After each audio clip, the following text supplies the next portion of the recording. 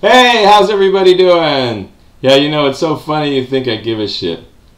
Kidding, joke, comedian. If they put one more reality show on TV, I'm just going to leave mine off. Because why would I want to watch reality on TV when I could see it live? No commercials and in 3D. I'm the star and I can't get voted off. Why they always got to vote somebody off anyway? That's just plain mean. Well, I'm a reality comedian. Because 90% of the stories I'm about to tell you are real. Only the names have been changed to protect me from litigation. 10% are complete made-up bullshit. 10% are borrowed without permission. Yeah, I know it doesn't add up. Comedian, not a mathematician. And in case you haven't noticed by now, I have kind of a dry sense of humor. A quick wit. Okay, I'm a smartass. It's better than being a dumbass. And make no mistake, you don't just become a smartass overnight. Oh no. It takes years of hard training. I started at 11, and at that age it can be downright dangerous. I'm walking down the street to my clarinet lesson. I've got my clarinet under my arm. These tough guys on the corner yell over to me, "Hey you, come here." I turn to them, I say, "Excuse me, I am not you. I am me. You are you. So don't call me you." I spent that summer in a wheelchair. They had to perform emergency surgery to remove a clarinet from. Thank God I didn't play the saxophone. Well, when I got to high school, I was looking forward to the football season. And I look up at the gym wall. It's not the size of the dog in the fight, it's the size of the fight in the dog. If what you did yesterday looks big, you haven't done much today. There's no I in team. A winner never quits and a quitter never wins. Bullshit! We didn't win a single game. Not one. Zero. Zilch. Nada. Oh for the season. And I resented it. Well, I don't blame the administration. I don't blame the faculty, the coaches, the coaching staff, the players. I don't even blame the cheerleaders because they had the most optimistic cheer in the world. That's all right. That's okay. We're going to beat you anyway. Fumbling on the 1 yard line. That's all right. That's okay. We're going to beat you anyway. Pick six going the other way. That's all right. That's okay. We're going to beat you anyway. We're down 51-0. That's all right. That's okay. I blame the mascot. That's right, the mascot. We were the Torrance High Tartars. And outside of steak tartare and tartar sauce, I have no idea what a tartar is. I don't think anybody else does either. We had a picture, looked like Genghis Khan, a fierce Mongol warrior. So what's the difference between a Mongol and a Tartar? The Mongols wiped the Tartars out, that's what. Not a good way to start a winning tradition. They weren't just losers, they were annihilated. They were genocided. They were wiped off the face of the earth. They ceased to be. I wonder if they had an optimistic cheer. That's all right. That's okay. We defeat you anyway. Heads being lopped off. That's all right. That's okay. We defeat you anyway. Genocide in progress. That's all right. That's okay. We defeat you anyway. Silence. Who's left to cheer? They're all wiped out. Well, after high school, I won the lottery. The draft lottery. I had number 37. Not good. And I don't want to sound like a draft dodger or anything, but I had long hair and I didn't want to be seen anywhere with a butch. And the kill or be killed thing, not a big fan. And these guys would come back, they'd have this post-traumatic stress thing going on. I just got back from Nam, man, and I still got nightmares about that place. One battle in particular, because the odds were incredible. It was 3 against 1,000.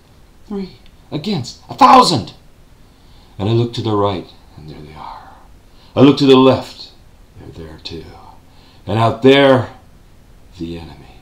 3 against 1,000. 3 against 1,000. So I'm pinned down. I'm in a rice fatty. And I got a decision to make, because I'm out of ammo. Am I going to lay down here and die face down in the mud, or am I going to rise up and fight? Well, I decide I'm going to rise up. So I rise up and I stick my bayonet out into the darkness and I pull it back. It's covered in blood. And now I have tasted the blood of my enemy. I transform into a lean, mean, killing machine. And I don't care about the odds anymore. I don't care if it's 3 against 1,000. And I have no regard for my own personal safety, because I will kill every last one of those son of bitches myself or die trying. Mel Gibson? Sorry, went south for a minute. I'm back. How you doing? Hey, what happened? Well, reinforcements showed up. They called in an airstrike, and they laid down some Snake and Nate. But those were 3 of the toughest bastards we ever had to fight. Well, I'm down at the draft board, physical. And, you know, they treat you like you're already in the Army, because some of those guys are downright mean. Follow the yellow line. You think you can do that? I'm colorblind, sir. Oh, get in line with the other draft dodgers, maggot. And I'm ready to get my blood drawn. The guy whips out a big needle. Oh, my God. No, it's just me. But there was one guy down there that was nice to everybody. The problem was, he was the guy that made you turn your head and cough. And I don't know how nice I wanted that guy to be to me. Didn't want him too mean either. And every guy you meet down there, they got some way they're getting out of this shit. I got 3 toes that are fused together. My heart is actually outside my chest cavity. Well, I got out because they said I had something called the heartbreak of psoriasis. Well, I'm all heart broke, and guess what?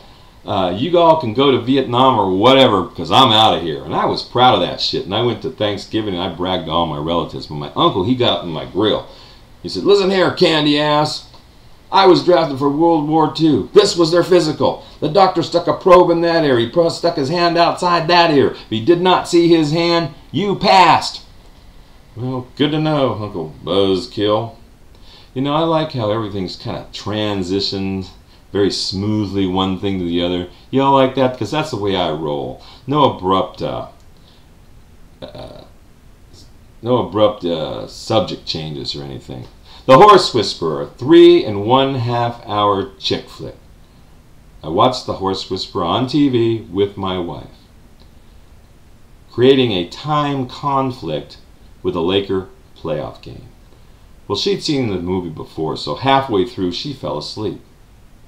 So the very second that bad boy was over, I switched the game. She abruptly wakes up and asks me, hey, did you read about the people? Did you read what happened to the people after the movie? I said, excuse me? You mean to tell me in 3.5 hours they cannot show me everything that could conceivably happen to these people? They run out of time and they have to write more about them at the end? Well, I'm out of here. I got to get myself a drink. I'm going to a fast food joint. So you ever go to these fast food restaurants and they've got this lid on the top of your drink and they've got these tabs and you can push them in, and one is Coke, Diet, Dr. Pepper, Other. Well, I don't like it when mine's pushed in Other, because the guy could take a piss in my drink and there's not much I could do about it. Excuse me, did you take a piss in here? Yeah. Why? Why would you do that? Well, that's marked Other. You know, these guys, they work for minimum wage. They don't give a shit. They don't have an image to uphold like a politician. What if they had to get elected for their jobs?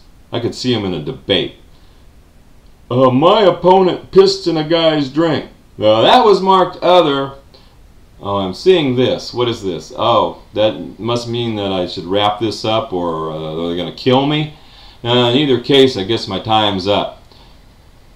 But if I was Jack Nicholson, I could probably stay up here as long as I wanted to. Do I bother you when you're dancing around in your little garden? If I was the Rain Man, they'd probably ask me how much I expected to get paid for this gig. $100, yeah, about $100. If this was a competition, I could say, well, I need to know how much I stand to win. And if I was Arnold Schwarzenegger, I'd leave, but I could say, I'll be back. Thanks, you've been great.